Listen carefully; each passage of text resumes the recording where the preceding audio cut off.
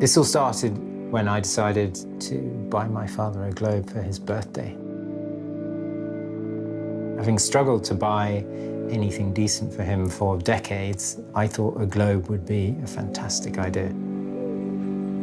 I looked into shops, I looked into auction houses, I looked everywhere, and there was nothing suitable.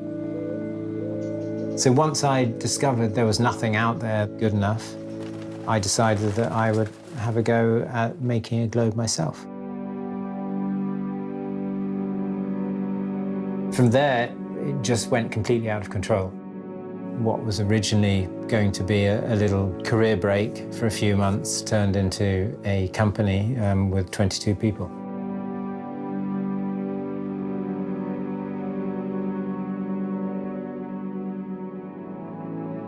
I didn't ever believe at the beginning that putting a piece of paper onto a sphere would be difficult, but it is incredibly difficult.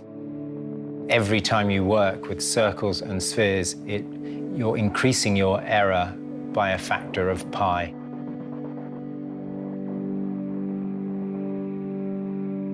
There are various phases in the construction of a globe. The first process will be all the cartography. One of the Globemakers will then cut the map, which is done by hand using a scalpel. The painter will then add on the layers of watercolor, probably 4 or 5 layers to begin with. A Globemaker will then prepare the sphere, which will involve marking circular lines in the places of latitude lines.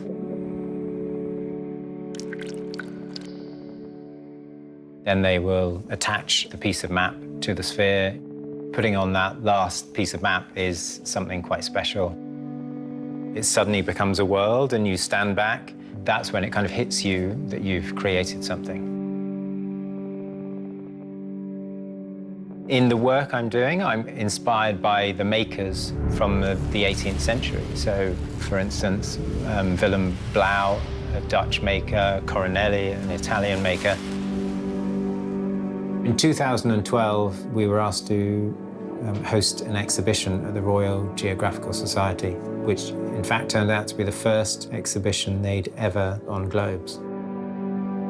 Perhaps there was some destiny in it, because when I was a child, my grandmother would often talk about how in the family there was this great explorer, and I never really took it seriously. And then when I got to the Royal Geographical Society, and there was this statue looming large on the wall adjacent to our exhibition, I kind of wondered what he would think of our globes and what we're making.